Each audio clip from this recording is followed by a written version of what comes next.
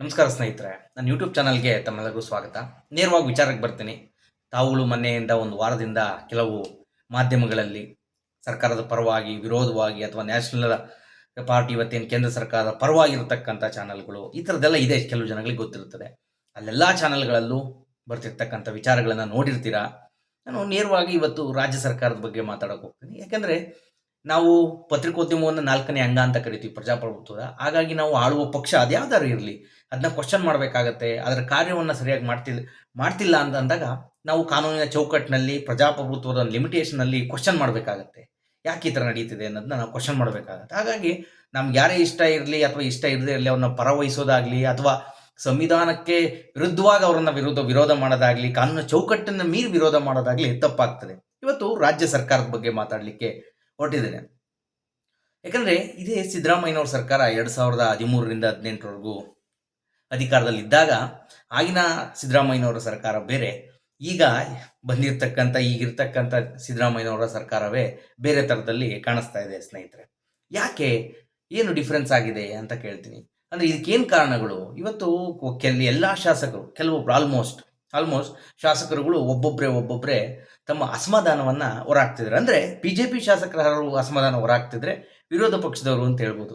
ಅದೇ ಪಕ್ಷದ ಶಾಸಕರು ಇವತ್ತು ಸರ್ಕಾರದ ವಿರುದ್ಧ ಅನುದಾನದ ಒಂದು ವಿಚಾರಕ್ಕಾಗಿ ಒಂದು ಅಸಮಾಧಾನವನ್ನು ಹೊರಹಾಕ್ತಿದ್ದಾರೆ. ಅಷ್ಟೇ ಯಾಕೆ, ದೊಡ್ಡ ದೊಡ್ಡ ಮಂತ್ರಿಗಳು, ಗೃಹ ಮಂತ್ರಿಗಳಿರ್ಬೋದು, ಇವತ್ತು ಅವರ ಆಪ್ತ ವಲಯದಲ್ಲಿ ಸಿದ್ದರಾಮಯ್ಯನವರು ಆಪ್ತ ವಲಯದಲ್ಲಿರ್ತಕ್ಕಂಥ ಶಾಸಕರುಗಳು, ಅವರ ಸಲಹೆಗಾರರುಗಳು ಆಗಿರ್ತಕ್ಕಂಥ MLAಗಳು ಸಹ ಆಯಾ ಒಂದು ಸಂದರ್ಭದ ಒಂದು ಸ್ಥಿತಿಯಲ್ಲಿ ಇವತ್ತಿನ ಸರ್ಕಾರ ಹೇಗಿದೆ, ಹಣಕಾಸು ಸ್ಥಿತಿ ಯಾಕೆ ಹಿಂಗಾಗ್ತಿದೆ, ಸರ್ಕಾರದಲ್ಲಿ ದುಡ್ಡಿಲ್ಲ ಅನ್ನೋ ಅರ್ಥದಲ್ಲಿ ಮಾತುಗಳು ಕಂಡು ಬರ್ತಿರ್ತಕ್ಕಂಥದ್ದು ನಿಜ. ಅದು ಸತ್ಯನಾ ಸುಳ್ಳ ಅನ್ನೋದಕ್ಕೆ ನಾನು ಹೇಳೋದಿಕ್ಕೆ ಕೊಟ್ಟಿದ್ದೀನಿ ಸ್ನೇಹಿತರೆ. ಯಾಕಂದರೆ ಈ ಗ್ಯಾರಂಟಿ ಯೋಜನೆಗಳು ಕೊಡ್ಲಾಗಿ ಈ ಥರ ಆಯ್ತಾ ಅಂತ ಒಂದು ತಮ್ಮಲ್ಲಿ ಪ್ರಶ್ನೆಯೂ ಮೂಡ್ತದೆ. ಯಾಕಂದರೆ ನಾವು 2013ರಿಂದ 2018ರವರೆಗಿನ ಸರ್ಕಾರವನ್ನು ನೋಡಿದಾಗ ಅವತ್ತಿನ ಸರ್ಕಾರ ಹೇಗಿತ್ತು, ನಾವು ಇದು ಬೇರೆ, ವಿರೋಧ ಪಕ್ಷಗಳು ವಿರೋಧ ಮಾಡೋದು ಬೇರೆ, ಸೈದ್ಧಾಂತಿಕವಾಗಿ ಒಂದು ಸರ್ಕಾರವನ್ನು ವಿರೋಧ ಮಾಡೋದು ಬೇರೆ, ಅವರ ಸೈದ್ಧಾಂತಿಕ ನಿಲುವುಗಳು ಬೇರೆ ಇದೆ BJPದು, ಕಾಂಗ್ರೆಸ್ ಸೈದ್ಧಾಂತಿಕ ನಿಲುವುಗಳು ಬೇರೆ ಇದೆ. ಇಲ್ಲಿ ಧರ್ಮದ ವಿಚಾರಗಳನ್ನು ಬಿಟ್ಬಿಡೋಣ. ಧರ್ಮದ ವಿಚಾರಗಳನ್ನು ಮಾಡಿ ಆ ಥರ ಮಾಡೋದು ಅಂತ ಈ ಥರ ಸರ್ಕಾರ ಅಡ್ಮಿನಿಸ್ಟ್ರೇಷನ್ ಅಥವಾ ಅಭಿವೃದ್ಧಿ ಪೂರ್ವಕವಾಗಿ 2013ರಿಂದ 2018ರವರೆಗೂ ಹೇಗಿತ್ತು ಅಂತಂದರೆ ಅದು ತುಂಬ ಚೆನ್ನಾಗಿ ಸಿದ್ದರಾಮಯ್ಯನವರು 2013ರಿಂದ 2018ರವರೆಗೂ ಸರ್ಕಾರವನ್ನು ನಡೆಸಿದ್ರು. ಯಾಕಂದರೆ ಕೆಲವೊಂದು ಯೋಜನೆಗಳನ್ನು ಹೇಳ್ತೀನಿ, ನಾವು ಕಣ್ಣಾರೆ ನೋಡಿರ್ತಕ್ಕಂಥ ಯೋಜನೆಗಳು. ಅವತ್ತು ಅನ್ನಭಾಗ್ಯ ಕೊಟ್ಟಿದ್ದರು, ಅಭೂತಪೂರ್ವವಾದ ಯಶಸ್ಸನ್ನು ಕಂಡಿತ್ತು ಅನ್ನಭಾಗ್ಯ. ಅವತ್ತಿನ ಮಟ್ಟಿಗೆ ಅಭೂತಪೂರ್ವ ಯಶಸ್ಸು. ಹಾಗೂ ಕೃಷಿ ಭಾಗ್ಯ ಅನ್ನೋ ಒಂದು ರೈತರಿಗೆ ಅವತ್ತಿನ ಮಟ್ಟದಲ್ಲಿ ಕೃಷಿ ಹೊಂಡಗಳನ್ನು ತೋರಿಸಿ ಅವ್ರಿಗೊಂದು ಟಾರ್ಪಲ್ ಕೊಡೋದಾಗಿರ್ಬೋದು, ಒಂದು ಮೋಟ್ರ್ ಕೊಡೋದಾಗಿರ್ಬೋದು, ಇವು ಕೆಳ ಹಂತದಲ್ಲಿ ರೈತರಿಗೆ ಭಾಳ ಯೂಸ್ಫುಲ್ ಆಗ್ತಿತ್ತು. ಈ ಥರದ ಜನಗಳನ್ನು ಮುಟ್ಟುವಂಥ ಯೋಜನೆಗಳಿತ್ತು. ಅಂದರೆ ಸರ್ವಾಂಗೀಣ ರಾಜ್ಯದ ಅಭಿವೃದ್ಧಿಗೆ ಪೂರಕವಾದಂತಹ ಯೋಜನೆಗಳು, ಬಜೆಟ್ಟು ಅಥವಾ ಇದ್ದು. ನಾವು ಇನ್ನೊಂದು ವಿಚಾರ ಏನಂತಂದರೆ, 5 ವರ್ಷದಲ್ಲಿ ಯಾವತ್ತೂ ಸಹ ಅದೇ ಪಕ್ಷದ ಸರ್ಕಾರ ನಡೆಸ್ತಿರ್ತಕ್ಕಂಥ ಪಕ್ಷದ ಯಾವುದೇ ಒಬ್ಬ ಶಾಸಕ ನಮ್ಗೆ ಅನುದಾನ ಕೊರತೆ ಆಗಿದೆ, ನಮಗೆ ಫಂಡ್ ಸಿಗ್ತಿಲ್ಲ, ಈ ಅಭಿವೃದ್ಧಿ ಆಗ್ತಿಲ್ಲ ಅಂತ ಒಂದು ದಿನ ಕಂಪ್ಲೇಂಟ್ ಮಾಡಿದ್ದು ಎಲ್ಲೂ ಕಂಡಿಲ್ಲ. ಮಂತ್ರಿ ಆಸೆಗೋ ಅಥವಾ ಈ ನಿಗಮ ಮಂಡಳಿಯನ್ನು ಅಧ್ಯಕ್ಷರಾಗೋದಕ್ಕೂ ಅದಕ್ಕೆ ಇದರದ ಒಂದು ಅವನ್ನೆಲ್ಲ ಸಾಧಾರಣವಾಗಿ ಎಲ್ಲ ಮೀಡಿಯಾಗಳಲ್ಲಿ ಅಧಿಕಾರದ ಆಕಾಂಕ್ಷೆಯನ್ನು ಹಂಚ್ಕೊಳ್ಳೋಂಥ ನೋಡಿರ್ತೀರ. ಅದು ಬಿಟ್ಟು ಈ ಥರದ ಸರ್ಕಾರದ ಒಂದು ವಿರುದ್ಧವಾಗಿ ಅನುದಾನನೇ ಬರ್ತಿಲ್ಲ, ಏನು ನಡೀತಾನೆ ಇಲ್ಲ ಅಂತ, ಈ ಥರ ದೊಡ್ಡ ಮಟ್ಟದಲ್ಲಿ ಭ್ರಷ್ಟಾಚಾರ ನಡೀತಿದೆ ಅಂತ ಏನಾದ್ರು ಒಂದು ವಿಚಾರಗಳು ಬಂದಿದ್ರೆ ಅದು ಈ ಸಿದ್ದರಾಮಯ್ಯನವರ 2ನೇ ಅವಧಿಯಲ್ಲಿ ಅದನ್ನು ಕಾಣ್ಬೋದು. ಯಾಕೀಗಾಯಿತು? ನಾನು ಗ್ಯಾರಂಟಿ ಯೋಜನೆಗಳನ್ನು ಕೂಲಂಕುಷವಾಗಿ ಮಾತಾಡಲಿಕ್ಕೆ ಇಷ್ಟಪಡ್ತೇನೆ. ಈ ಗ್ಯಾರಂಟಿ ಯೋಜನೆಗಳು, ಯಾಕಂದರೆ ಇದನ್ನು ಅವರು ತಂದಾಗ ಇದನ್ನು ಸಿದ್ದರಾಮಯ್ಯನವರೇ ತಂದ್ರಾ ಅಂತಂದರೆ ನನ್ನ ಕಂಪ್ಲೀಟಾಗಿ ಒಪ್ಪಲಿಕ್ಕೆ ಆಗೋದಿಲ್ಲ. ಸಿದ್ದರಾಮಯ್ಯನವರ ಒಂದು ಇಮ್ಯಾಜಿನೇಷನಲ್ಲಿ ಇತ್ತೋ ಇಲ್ವೋ, ಅಥವಾ ಅವರ ಒಂದು ಗ್ರಹಿಕೆಗೆ ಇತ್ತೋ ಇಲ್ವೋ, ಇಲ್ಲ ಅವರ ಒಂದು ಮಹತ್ವಾಕಾಂಕ್ಷೆ ಅಂತಂದ್ರೆ, ಅಂದರೆ ಇದು ಒಂದು ಪಕ್ಷದ ಒಂದು ಚುನಾವಣೆಯ ಗೆಲ್ಲಿಕ್ಕೋಸ್ಕರವಾಗಿ ಇದರಲ್ಲಿ ಸೋಷಿಯಲ್ ಜಸ್ಟಿಸ್ ಎಷ್ಟರ ಮಟ್ಟಿಗೆ ಇದೆ ಅನ್ನೋದು ನನಗೆ ಗೊತ್ತಿಲ್ಲ. ಅದು ಸಾಮಾಜಿಕ ನ್ಯಾಯ ಎಷ್ಟರಲ್ಲಿದೆ ಅಂತ ಗೊತ್ತಿಲ್ಲ. ಅಂದರೆ ಬಡವರಿಗೆ ಎಲ್ಪ್ ಆಗುತ್ತೆ ಅನ್ನೋ ಉದ್ದೇಶಕ್ಕೋ ಅಥವಾ ಎಲೆಕ್ಷನ್ನಲ್ಲಿ ಒಂದು ಗೇನ್ ಆಗುತ್ತೆ ಅನ್ನೋ ಉದ್ದೇಶಕ್ಕೋ ತಂದಿದ್ದು ನಿಜ, ಇದು ವರ್ಕೌಟ್ ಆಗಿದ್ದು ನಿಜ. ಅದರಿಂದ ಇವರು ಪ್ರಚಂಡ ಬಹುಮತವನ್ನು ಗಳಿಸಿದ್ರು. ಅದರಿಂದ ಆದ ಅಪಾಯಗಳೇನು, ಆಗ್ತಿರ್ತಕ್ಕಂಥ ಅಪಾಯಗಳೇನು ಅನ್ನೋದು ಸಹ ಇವತ್ತು ನಾವು ಮನಗಾಣಬೇಕಾಗತ್ತೆ. ಇದರಿಂದ ನಾನು ಸಾಮಾನ್ಯವಾಗಿ ನಾನು ಅನುಭವಿಸ್ತಿರ್ತಕ್ಕಂತಹ, ನಾನು ಓಡಾಡಬೇಕಾಗಿರ್ತಕ್ಕಂಥ ಕಷ್ಟಗಳು, ಈ ಫ್ರೀ ಬಸ್ ಯೋಜನೆ ಏನಿದೆಯಲ್ಲ, ಶಕ್ತಿ ಯೋಜನೆ ಏನಿದೆಯಲ್ಲ, ಇದು ಭಾಳ ಇದರಿಂದ ಸಾಮಾಜಿಕ ನ್ಯಾಯದ ಬಗ್ಗೆ ಮಾತಾಡಕ್ಕೆ ಹೋದ್ರೆ ಇದರಿಂದಾಗಿ ಗಂಡಸರಿಗೆ ಭಾಳ ಅನ್ಯಾಯ ಆಗ್ತಿದೆ. ಒಂದು ದುಡ್ಡು ಕೊಟ್ಟು ಹೋಗೋದು ಅನ್ನೋದಲ್ಲ. ಯಾಕಂದರೆ ಇವರು ಈ ಯೋಜನೆಯನ್ನು ತಂದಾಗ 50-50% ರೇಷಿಯೋದಲ್ಲಿ ಇರಬೇಕು ಅಂತಂದರೆ ಅದು ಇದೇ. ಫಾರ್ ಎಕ್ಸಾಂಪಲ್ ನಾವು ನಾನ್ ಸ್ಟಾಪ್ ಇವತ್ತು ರೋಡಲ್ಲಿ ನಾನ್ ಸ್ಟಾಪ್ ಬಸ್ಗಳಲ್ಲಿ ಮೋರ್ ದೆನ್ 60% ಕೆಲವೊಮ್ಮೆ ಮಹಿಳೆಯರೇ ತುಂಬಿರ್ತಾರೆ. ನಾವು 200 ರೂಪಾಯಿಗಳನ್ನು ತೆತ್ತು ಅದಕ್ಕಿಂತ ಜಾಸ್ತಿಯನ್ನು ತೆತ್ತು ನಿಂತ್ಕೊಂಡು ಹೋಗಬೇಕಾದಂಥ ಪರಿಸ್ಥಿತಿ ಇದೆ. ಯಾಕಂದರೆ ಇಷ್ಟು ದುಡ್ಡನ್ನು ಕೊಟ್ಟು ನಾವು ನಿಂತ್ಕೊಂಡು ಹೋಗುವಂಥ ಅವಶ್ಯಕತೆ ಅನ್ನೋದು ಮೂಡುತ್ತದೆ. ಅಥವಾ ಡೈಲಿ ಓಡಾಡೋರು ಇರ್ತಾರೆ, ಆ ಕಡೆಯಿಂದ ಎಮರ್ಜೆನ್ಸಿಯಾಗಿ ಬರೋರು ಇರ್ತಾರೆ, ಅಥವಾ ಪುರುಷರು ಪಾಪ ಬೆಳಿಗ್ಗೆಯಿಂದ ಸಂಜೆವರು ಏನೋ ಒಂದು ಕೆಲಸ ಮಾಡಿ ಸುಸ್ತಾಗಿರ್ತಾರೆ, ಅವರು ಸಹ ಕೆಲಸ ಮಾಡ್ತಾರೆ, ಇಲ್ಲ ಅಂತಲ್ಲ. ಬಟ್ ಇದು ಒಂದು ಕಡೆ ಇಂಜಸ್ಟಿಸ್ ಅಂತ ಸ್ಪಷ್ಟವಾಗಿ ಗೊತ್ತಾಗುತ್ತೆ. ನಾವು ಇವ್ರನ್ನ ಎಷ್ಟೇ ಮಟ್ಟಿಗೆ ಅದನ್ನು ಕೊಟ್ಟಾಗ ನಾವು ಇದೊಂದು ಮಹಿಳಾ ಸಬಲೀಕರಣಕ್ಕೆ ಒಂದು ದೊಡ್ಡ ಯೋಜನೆ ಆಗುತ್ತೆ ಅಂತ ಅಂದ್ಕೊಂಡ್ರೂ ಸಹ ಈ ಥರದ ಒಂದು ಮುಂದಿನ ದಿನಗಳಲ್ಲಿ ಅಪಾಯ ಆಗ್ತಿರೋದು, ಸಮಸ್ಯೆಗಳಾಗ್ತಿರೋದು, ಇದರಿಂದ ರಾಜ್ಯ ಸರ್ಕಾರಕ್ಕೆ ನಷ್ಟ ಆಗ್ತಿರೋದು ಸತ್ಯ. ಕೊಡಬೇಕಾದಂತಹ ಬೇಕಾದಂಥ ಫಲಾನುಭವಿಗಳಿಗೆ ಬಿಟ್ಟು ಬೇಕಿಲ್ದವ್ರಿಗೆಲ್ಲರಿಗೂ ಇದು ಅನ್ನೆಸರಿಯಾಗಿ ಯೂಸ್ ಆಗ್ತಿದೆ. ಹಾಗಾಗಿ ಇದೊಂದು ರಾಜ್ಯ ಸರ್ಕಾರಕ್ಕೆ ಒಂದು ರೀತಿಯಲ್ಲಿ ನಷ್ಟ ಆಗ್ತಿದೆ. ಇದೂ ಒಂದು ಸಹ ಇವತ್ತು ಕಷ್ಟ ಇರ್ಬೋದು. ಯಾಕೆಂದರೆ ಇದನ್ನು ಫ್ರೀ ಮಾಡಿದ ಮೇಲೆ ಈ ಏನಿದೆ ಸಾರಿಗೆ ಇಲಾಖೆಗೆ ಹಣಕಾಸು ಇಲಾಖೆಯಿಂದನೇ ಅಮೌಂಟ್ ಕೊಡಬೇಕು, ಅದನ್ನು ಅವರು ಭರ್ತಿ ಮಾಡ್ಕೋಬೇಕು. ಹಾಗಾಗಿ ಹಣಕಾಸು ಇಲಾಖೆಗೆ ಎಲ್ಲಿಂದ ಬರಬೇಕು? ನಾವು ಕಟ್ಟೋ ಟ್ಯಾಕ್ಸ್ಗಳಿಂದನೇ ಬರಬೇಕು. ಹಾಗೆ ಮತ್ತೊಂದು ಗೃಹಲಕ್ಷ್ಮಿ ಯೋಜನೆ ಇರ್ಬೋದು, ಇವಕ್ಕೂ ಅಷ್ಟೇ ಪ್ರತಿ ತಿಂಗಳು 2,000 ಅಂತಂದ ಕೊಡಬೇಕು. ಈಗ ಆಲ್ರೆಡಿ 3 ತಿಂಗಳೇ ಆಯಿತು, ಯಾರಿಗೂ ಸಾಕು ಕೊಡ್ತಾರೆ. ಯಾಕೆಂದರೆ ಕಷ್ಟ ಇದೆ. ನಾವು ಅವರು ಸರ್ಕಾರನೇ ಆಗಲಿ ನಮ್ಮ ಎಲ್ಲರ ಕಡೆಯಿಂದ ಟ್ಯಾಕ್ಸ್ಗಳನ್ನು ಕಲೆಕ್ಟ್ ಮಾಡ್ಕೋಬೇಕು, ಅದನ್ನು ಎಲ್ಲ ಇಲಾಖೆಗಳಿಗೆ ಹಂಚಬೇಕಾಗ್ತದೆ, ಅದನ್ನು ಇದಕ್ಕೆ ಕೊಡಬೇಕಾಗತ್ತೆ. ನಾವು ಒಂದು ಅಭಿವೃದ್ಧಿಯ ಮುಖಾಂತರವಾಗಿ ಜನಗಳನ್ನು ತಲುಪೋದು ಬೇರೆ, ಡೈರೆಕ್ಟು ಕ್ಯಾಶನ್ನೇ ಕೊಡಕ್ಕೆ ಹೋದಾಗ ಅದೇ ಬೇರೆ ಆಗ್ತದೆ. ಹಾಗಾಗಿ ಇವತ್ತು ಅದು ಎಲ್ಲೋ ಒಂದು ಕಡೆ ಈ ಸರ್ಕಾರಕ್ಕೆ, ಇವತ್ತಿನ ಸಿದ್ದರಾಮಯ್ಯನವರ ಸರ್ಕಾರಕ್ಕೆ ಇದು ಒಂದು ದೊಡ್ಡ ಪೆಟ್ಟು ಅಂತ ಹೇಳ್ಬೋದು. ಅದರಲ್ಲಿ ನೋ ಡೌಟ್ ಇದಕ್ಕೂ ಒಂದು ದೊಡ್ಡ ಪೆಟ್ಟಾಗಿದೆ. ಇವತ್ತು ಆರ್ಥಿಕ ಸಂಕಷ್ಟಗಳೇನು ಕೂಡ್ತಾ ಇದೆ, ಇದು ಕರ್ನಾಟಕದಲ್ಲಿ ಸರ್ಕಾರ ಏನು ಆರ್ಥಿಕ ಸಂಕಷ್ಟ ಅನುಭವಿಸ್ತಿದೆ, ಇದೂ ಒಂದು ಮೂಲ ಕಾರಣ.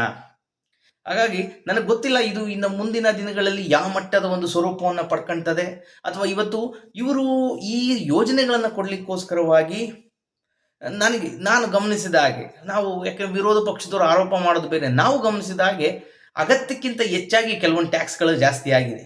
ಇವತ್ತು ಬಿಯರ್ ಮೇಲೆ ಟ್ಯಾಕ್ಸ್ ಇರ್ಬೋದು, ಪ್ರಾಪರ್ಟಿ ಟ್ಯಾಕ್ಸ್ಗಳಿರ್ಬೋದು, ಇಂಥವನ್ನೆಲ್ಲ ಗಣನೀಯವಾಗಿ ಜನಗಳಿಗೆ ಅಥವಾ ಮಧ್ಯಮ ವರ್ಗಕ್ಕೆ ಯಾವುದು ಇವತ್ತು ಅಫೋರ್ಡಬಲ್ ಆಗಿ ಇರ್ತಿತ್ತು ಅಂಥ ಟ್ಯಾಕ್ಸ್ಗಳನ್ನು ಜಾಸ್ತಿ ಮಾಡಿದ್ದಾರೆ.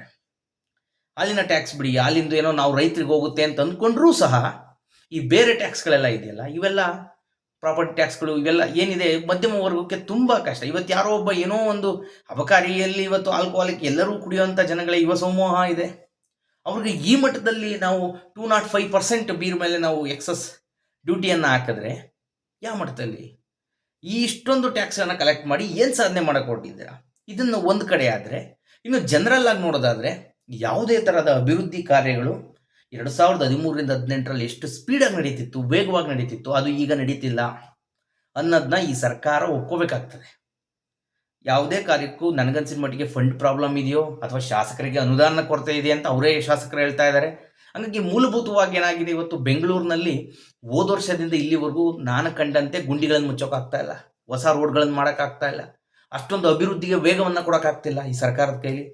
ಇದಕ್ಕೆಲ್ಲ ಮೂಲ ಕಾರಣ ಅಂತಂದರೆ ನನಗನ್ಸಿ ಮಟ್ಟಿಗೆ ಗ್ಯಾರಂಟಿ ಸ್ಕೀಮ್ಗಳೇ ಮೂಲ ಕಾರಣ ಆಗಿರ್ಬೋದು. ಇನ್ನೊಂದು, ನಾನು ತುಂಬ ಆಳವಾಗಿ ಇವತ್ತು ಕೇಂದ್ರ ಸರ್ಕಾರ ಮತ್ತು ರಾಜ್ಯ ಸರ್ಕಾರದ ಟ್ಯಾಕ್ಸೇಷನ್ ಅಥವಾ ಟ್ಯಾಕ್ಸ್ ಏನು ಬರ್ತದೆ, ಅದರ ಡಿವಿಡೆಂಟ್ ಯಾವ ಥರ ಅದರ ಪ್ರಾಬ್ಲಮ್ ಇದೆ ಅಂತ ಅವಾಗ ಮಾತಾಡ್ತಾ ಇರ್ತಾರೆ, ಅಷ್ಟು ಬರಬೇಕು ಇಷ್ಟು ಅದನ್ನು ನಾನು ಇನ್ನೊಂದು ಟೈಮ್ ಮಾತಾಡ್ತೀನಿ. ಆದರೆ ಏನೇ ಆಗಲಿ, ಯಾವುದೇ ಫಿನಾನ್ಸ್ ಕಮಿಷನ್ನಿಂದ ಅಮೌಂಟ್ ಬಂದರೂ ಸಹ ಇವತ್ತು ಏನಕ್ಕೂ ಸಾಕಾಗ್ತಿಲ್ಲ, ಅಥವಾ ನಮ್ಮದು ಇಷ್ಟೊಂದು ಒಂದು ಆರ್ಥಿಕ ಸ್ಥಿತಿ, ಇಷ್ಟೊಂದು GDP ಇದ್ದೂ, ಇಷ್ಟೊಂದು ಟ್ಯಾಕ್ಸ್ ಪೇಯರ್ಸ್ ಇದ್ದೂ, ಈ ನಮ್ಮ ಕರ್ನಾಟಕಕ್ಕೆ GDP 3rd ಪ್ಲೇಸಲ್ಲಿದ್ರೂ ನಾವು ಯಾಕೆ ಈ ಥರ ಆಗ್ತಿದೆ ಅಂತಂದರೆ, ಇವತ್ತು ಈ ಗ್ಯಾರಂಟಿ ಸ್ಕೀಮ್ಗಳು ಎಲ್ಲೋ ಒಂದು ಕಡೆ ಹೊಡೆತ ಕೊಡ್ತಿದೆ. ಇನ್ನಾದರೂ ಈ ಸರ್ಕಾರ ಇನ್ನೂ 3 ವರ್ಷ ಟೈಮ್ ಇದೆ, 2.5 ವರ್ಷ ಟೈಮ್ ಇದೆ. ಇನ್ನಾದರೂ ಆದಷ್ಟು ಈ ಅನ್ನೆಸರಿ ಯಾವುದಾದ್ರು ಗ್ಯಾರಂಟಿಗಳನ್ನು ಕಟ್ ಮಾಡಿ ಆದಷ್ಟು ಈ ಮೂಲಭೂತ ಸೌಕರ್ಯಗಳು, ಬೇಸಿಕ್ ನೀಡ್ಸ್ ಏನಿದೆ, ರಸ್ತೆ ಇಂಥವುಗಳೇನಿದೆ, ಇಂಥವು ಕಡೆ ಅಥವಾ ಆರೋಗ್ಯ ಇಲಾಖೆ ಅಥವಾ ಶಿಕ್ಷಣಕ್ಕೂ ಈ ಥರದವಕ್ಕೆ ಆದಷ್ಟು ಒಂದು ಕಾನ್ಸಂಟ್ರೇಟ್ ಮಾಡಿದ್ರೆ ಒಳ್ಳೆಯದು. ಇನ್ನೂ ಸಹ ಕಾಲ ಮಿಂಚಿಲ್ಲ.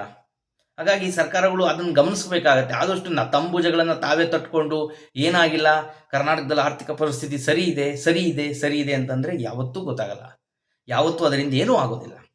ಯಾಕಂದರೆ ಆಚೆ ಕಡೆ ತಾವು ಮಾಡ್ತಿರ್ತಕ್ಕಂಥ ಸರ್ಕಾರ ಮಾಡ್ತಿರ್ತಕ್ಕಂಥ ಕೆಲಸ ಗೊತ್ತಾಗುತ್ತೆ.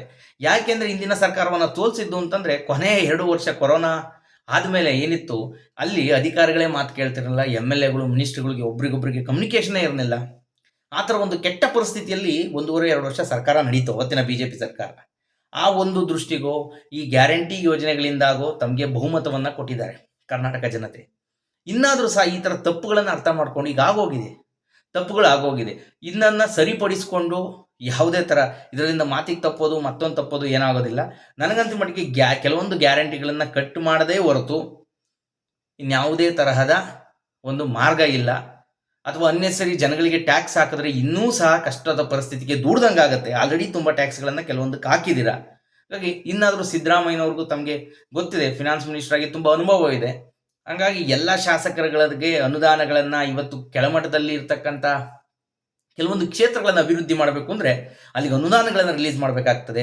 ಎಲ್ಲ ಸರ್ವಾಂಗೀಣ ಅಭಿವೃದ್ಧಿ ಆಗಬೇಕು ಅಂತಂದರೆ ನೀವು ಈ ಕೆಲವೊಂದು ಗ್ಯಾರಂಟಿ ಯೋಜನೆಗಳನ್ನು ಬಿಟ್ಟು ಅವ್ರಿಗೆ ಆದಷ್ಟು ಫಂಡಿಂಗ್ ಕೊಡಬೇಕು, ಇದು ಮಾಡಬೇಕು. ಅದರ್ವೈಸ್ ಇದೇ ಥರ ಹೋಗ್ತಾ ಇರುತ್ತೆ. ಯಾಕೆಂದರೆ ಒಬ್ಬ MLA ಆಗಿ ಇವತ್ತು ಸೋಷಿಯಲ್ ಮೀಡಿಯಾ ಇದೆ, ಎಲ್ಲದೂಗಳು ಇದೆ. ಅಲ್ಲೂ ಸಹ ಅವ್ರನ್ನ ಟೀಕೆ ಪ್ರಹಾರಗಳನ್ನು ಮಾಡ್ತಿರ್ತಾರೆ. ಈ MLAನ ಗೆಲ್ಲಿಸಿ ನಾವೇನು ಕೆಲಸ ಮಾಡ್ತಾ ಇಲ್ಲ. ಕೆಲಸ ಹೇಗೆ ಮಾಡ್ತಾರೆ? ಯಾರೂ ಅವ್ರ ಮನೆ ದುಡ್ಡಿಂದ ಮಾಡೋಕ್ಕಾಗಲ್ಲ. ಸರ್ಕಾರಗಳ ಅನುದಾನ ಕೊಟ್ಟರೆ ಅವರು ಕೆಲಸ ಮಾಡೋಕ್ಕಾಗತ್ತೆ. ಈಗ ಈ ಎಲ್ಲ ಯೋಜನೆಗಳಿಂದಾಗಿ ಸರ್ಕಾರ ಈ ಥರ ಸ್ಟ್ರಕ್ ಆಗಿರೋದಂತೂ ಸತ್ಯ. ಅದರಿಂದ ಯಾವುದೇ ಥರದ ಕಾರ್ಯಗಳು ಕುಂಠಿತ ಆಗಿದೆ, ಅಭಿವೃದ್ಧಿ ಕಾರ್ಯಗಳು ಕುಂಠಿತ ಆಗಿದೆ. ಅದನ್ನ ಕಾಣ್ಬೋದು. ನಾವು ಜನರಲ್ಲಾಗಿ ಹೋದರೆ ಆಚೆ ಕಡೆ ಗೊತ್ತಾಗ್ತಿದೆ, ಇವತ್ತು ಕುಂಠಿತ ಆಗಿರೋದು ಗೊತ್ತಾಗ್ತಿದೆ. ಹಾಗಾಗಿ ಇನ್ನಾದರೂ ಸರ್ಕಾರ ಗಮನ ಕೊಟ್ಟು ಕರ್ನಾಟಕದ ಅಭಿವೃದ್ಧಿಗೆ, ಯಾಕಂದರೆ ಇನ್ನೊಂದು ಸರ್ಕಾರ ಬಂದು ಅದೇನು ಯೋಜನೆಗಳು ತರುತ್ತೋ. ಯಾಕೆಂದರೆ ಬೃಹತ್ ಯೋಜನೆಗಳಿದೆ. ಇವತ್ತು ಒಂದು ಎತ್ತಿನ ಹೊಳೆ ಅಂತ ಯೋಜನೆ, ಅವತ್ತು 7,000 ಕೋಟಿಗೆ ಸ್ಟಾರ್ಟ್ ಆಗಿ ಇವತ್ತು 22,000 ಕೋಟಿ ನಿಂತಿದೆ. ಇನ್ನೂ ಯೋಜನೆ ಕಂಪ್ಲೀಟ್ ಆಗಿಲ್ಲ. ಇಂಥ ಯೋಜನೆಗಳಿಗೆ ದುಡ್ಡು ಕೊಡಬೇಕಾಗಿರ್ತದೆ ನೀವು. ಅದ್ರ ಮಧ್ಯದಲ್ಲಿ ಈ ಥರದವೆಲ್ಲ ಸಮಸ್ಯೆಗಳನ್ನು ಮಾಡಿಕೊಂಡಾಗ ಆ ಒಂದು ಮಹತ್ವಾಕಾಂಕ್ಷಿ ಯೋಜನೆಗಳು ಕುಂಠಿತ ಆಗ್ತದೆ. ಇದ್ರ ಜೊತೆಗೆ ನನಗೆ ಇನ್ನೂ ತುಂಬ ಯೋಜನೆಗಳಿದೆ, ಅದ್ರ ಬಗ್ಗೆ ನನಗೆ ಅಷ್ಟೊಂದು ಗೊತ್ತಿಲ್ಲ. ಆದರೆ ಇಂಥ ದೊಡ್ಡ 10,000 ಕೋಟಿ 12,000 ಕೋಟಿ ಅಂತ ಯೋಜನೆಗಳಿದೆ, ಉತ್ತರ ಕರ್ನಾಟಕದಲ್ಲಿದೆ, ನಮ್ಮಲ್ಲಿ ನಡೀತಿದೆ. ಇವಕ್ಕೆ ಈ ಥರ ಸಮಸ್ಯೆಗಳಾದಾಗ ಚಿಕ್ಕ ಯೋಜನೆಗಳಿಗೇನೆ ಆ ಥರ ದೊಡ್ಡ ಯೋಜನೆಗಳು ಹೇಗೆ ಕಂಪ್ಲೀಟ್ ಆಗುತ್ತೆ ತಮ್ಮ ಅಧಿಕಾರ ಅವಧಿಯಲ್ಲಿ ಅನ್ನೋದು ಕ್ವಶನ್ ಮಾರ್ಕ್ ಆಗ್ತದೆ. ಹಾಗಾಗಿ ಏನಾದ್ರು ಗಮನ ಕೊಡಲಿ ಸರ್ಕಾರ. ಈ ಮುಖಾಂತರ ಸ್ವಲ್ಪ ಅದನ್ನು ತಿಳುವಳಿಕೆಯನ್ನು ತಗೊಂಡು ಸ್ವಲ್ಪ ಅದನ್ನ ಏನು ಮಾಡ್ಬೋದು ಅಂತ ಇದು ಮಾಡಿಕೊಂಡು ಆದಷ್ಟು ಕರ್ನಾಟಕದ ಅಭಿವೃದ್ಧಿಗೆ ಪೂರಕವಾಗಿ ಕೆಲಸ ಮಾಡಲಿ ಅಂತ ಬಯಸ್ತೀನಿ. ಹಾಗಾಗಿ ನನ್ನ ವಿಡಿಯೋಗಳು ಇಷ್ಟ ಆಗಿದ್ರೆ ದಯವಿಟ್ಟು ಸಬ್ಸ್ಕ್ರೈಬ್ ಮಾಡಿ. ನಮಸ್ಕಾರ ಸ್ನೇಹಿತರೆ.